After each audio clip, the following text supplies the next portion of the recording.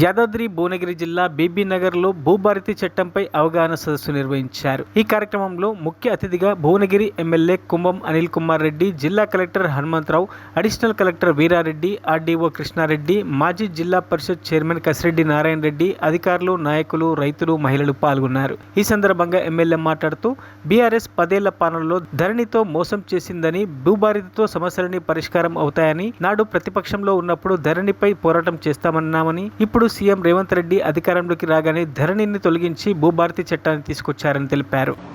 ఈరోజు ఒకటి చెప్పాలంటే చరిత్ర పునరావృతం అవుతుంది.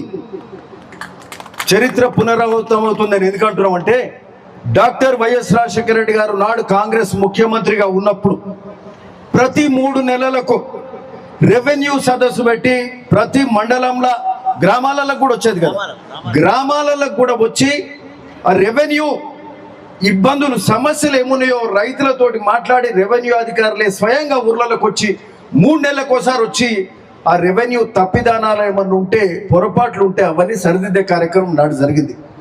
2004 నుంచి 2014 వరకు ఆ విధంగా జరిగితే కాంగ్రెస్ హయాంలో తదుపరి వచ్చిన ప్రభుత్వాలు పట్టించుకోలేదు. రెవెన్యూ సదస్సు అనేదే లేదు, రైతులను మర్చిపోయారు. రెవెన్యూ సదస్సు లేదు, భూముల సమస్యలను మొత్తం గాలికి వదిలేసినారు. సాదా బైనామాలను పట్టించుకోలే, ఎక్కడి సమస్యలు అక్కడనే ఉన్నాయి. దానికి తోడు 2020లో ఒక కొత్త చట్టం తీసుకొచ్చిండ్రు, దాని పేరే ధరణి చట్టం. ఇక అది తెచ్చినాక ఇక మొత్తం ఎక్కడిదక్కడే అయిపోయింది. అంతకుముందు అనేమైనా కదలికుండేనేమో కానీ అది 2020లో ధరణి చట్టం వచ్చినాక ప్రతి సమస్య ఇక దాన్ని అడిగేటోడు లేడు, చేసేటోడు లేడు, వినేటోడు లేడు అన్నట్టు అయిపోయింది. అధికారులు రెవెన్యూ వ్యవస్థ అంటే ఒక పంచాయత్ సెక్రటరీ నుంచి మొదలు పెడితే అంతకుముందు విలేజ్ రెవెన్యూ ఆఫ్ విఆర్ఓ ఉండేది, గ్రామ స్థాయిలో ఉండేది. గ్రామ స్థాయిలో కూడా వాళ్ళకు సంబంధించిన ఇవన్నీ కూడా సరిదిద్దేది. ఎంఆర్ఓ ఉంటాడు, డిటి తహసీల్దార్ ఉంటాడు, డిప్యూటీ తహసీల్దార్ ఉంటాడు, ఆర్డీఓ ఉంటాడు, జాయింట్ కలెక్టర్ ఉంటాడు, కలెక్టర్ ఉంటారు. ఈ వ్యవస్థలన్నిటికీ కూడా ఎవరికి అధికారమే లేకుండా విలేజ్ రెవెన్యూ ఆఫీసర్ అయితే మొత్తం తీసేసారు. ఇక ఊర్లలో పని లేదనుకుర్రో ఏందో ఆ రెవెన్యూ ఆఫీసర్ మొత్తమే తీసి పడేసారు. ఎంఆర్ఓలకు అధికారం లేదు, జేసీకి లేదు.